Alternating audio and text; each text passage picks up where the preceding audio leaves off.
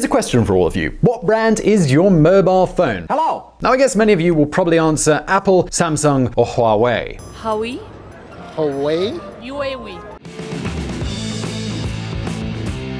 How do I know? Well, no, I'm not a psychic or anything like that. You probably knew that. I know because year after year, these three companies have led sales in the global phone market. Together, they sell approximately half of all smartphones in the world. Although, due to recent events, things could change a lot.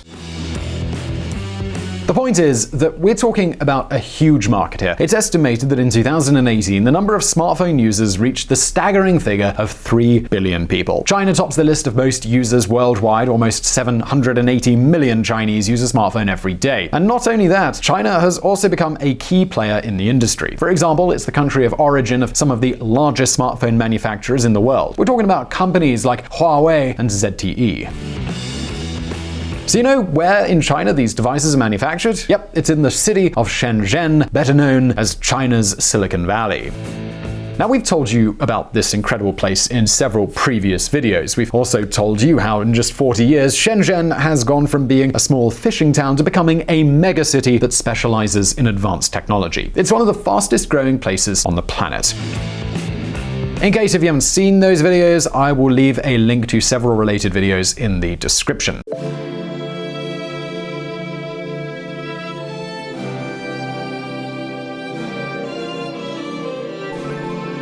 And it isn't just Chinese companies like Huawei or ZTE. Even Apple and Samsung work with a lot of suppliers in this city. This means that practically all of us are in one way or another dependent on Shenzhen. We use these cities' products constantly, every day, 24/7. In other words, we all always have a little bit of Shenzhen in our hands. So how exactly did this enormous transformation take place? Is it a unique case in the world? And the most important question of all, what on earth has Shenzhen got to do with Honduras, one of the poorest countries in the Americas, if not the world? Well, listen up.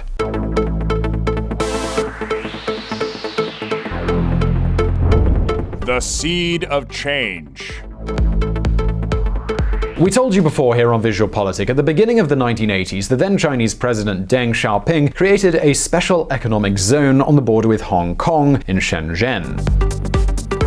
It was the first of many areas that would later spread throughout China. Now, just a moment, now many of you might be thinking, well, what exactly is a special economic zone? Well, a special economic zone is basically a defined geographical area within a country where the rules for doing business are different, usually much less restrictive than in the rest of the country.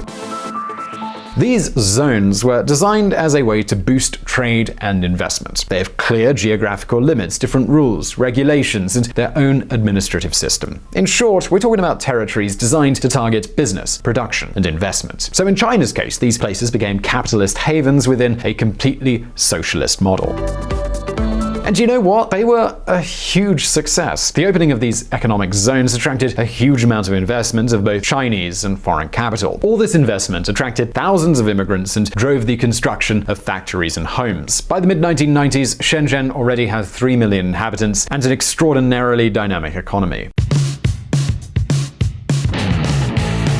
The process continues to this day. Shenzhen currently has 12 million residents, which rises to 15 million during the summer and fall season when factories work exhaustively to meet the demand for electronic gifts for Christmas. Santa Claus, he cannot forget all these smartphones, drones, and latest generation gadgets that are sold during the holiday season like there was no tomorrow. However, China hasn't been the only country to bet on this model.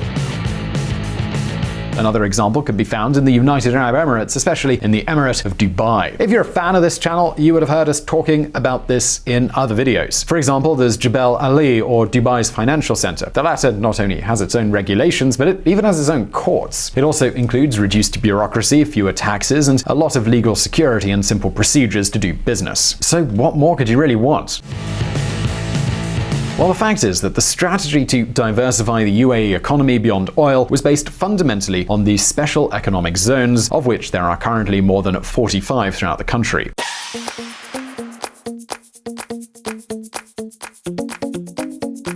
The result, the Emirates have had the highest economic growth in the entire region since 1980. During this time, its GDP has multiplied by no less than 10. Now, just a second. Does this mean that the opening of special economic zones is a recipe for success? Well, sadly, this doesn't seem to be the case. For a special economic zone to really work, it needs to meet certain requirements. It needs to manage itself with complete autonomy, have good infrastructure, there needs to be a lot of legal security, a lot of economic freedom, low taxes, little bureaucracy, and enough land to expand. So far, we've seen two success stories, China and the UAE. Now, can we find a case where this strategy has failed? Certainly we can, we just have to look to India.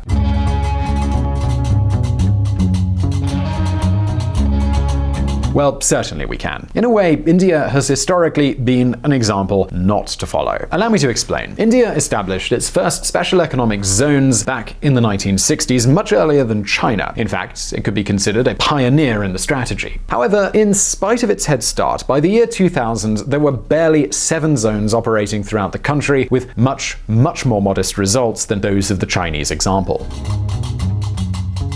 Well, these areas, they didn't manage to eliminate bureaucracy, they didn't work autonomously, they had limited space, and they operated with far too many restrictions. Basically, instead of special economic zones, they were shelled areas. This is one of the reasons that China has grown so much more than India in recent decades.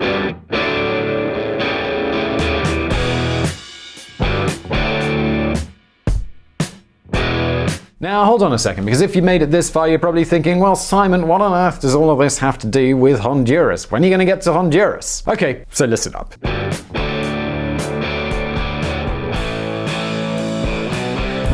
The Honduran Experiment. Reality or fiction? Special economic zones are very popular in the world of international trade. Since the 1980s, they've sprouted up like weeds.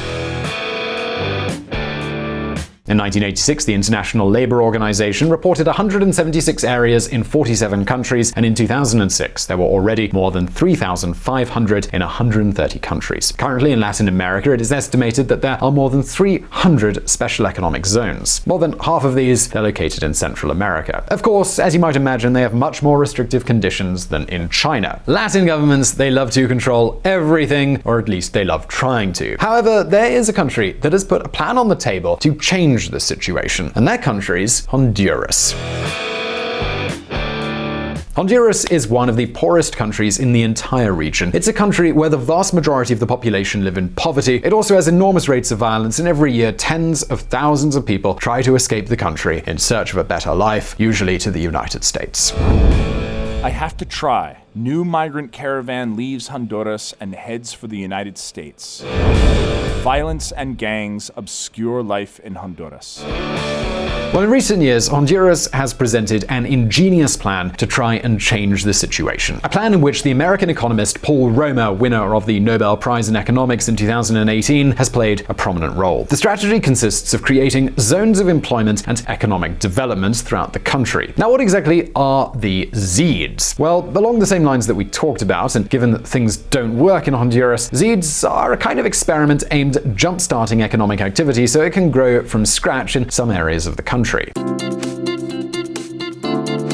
That is, ZEEDs will be areas in the Honduran National Territory that will have special regulations and their own institutions to guarantee security, both physical and legal, and a lot more ease of doing business. As everything would start from scratch, it wouldn't be necessary to change the entire national system, which seems impossible due to all the existing interests.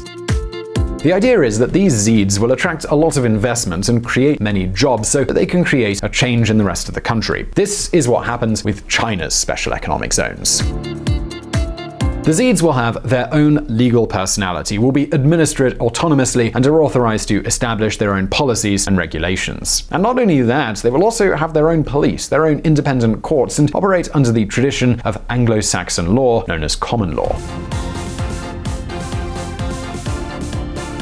Additionally, these areas' land will be the property of the state, but its administration will be borne by the ZEEDs themselves, which will define how that land can be accessed or developed. All of this is in a competitive framework so that companies and investors can have the lands they need for their projects without having to face heavy urban regulations that could slow development.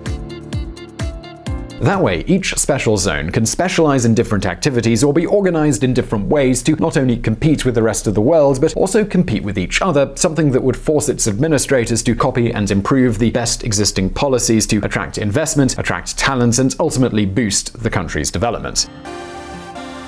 It's all pretty smart, right? We can imagine financial centers, logistics centers, special tourist areas, and even autonomous cities. Wait, autonomous cities? Yep, you heard that right. Why limit these special zones to only companies? Why not try to build coexistence models that can work better than the mess that currently exists in Honduras?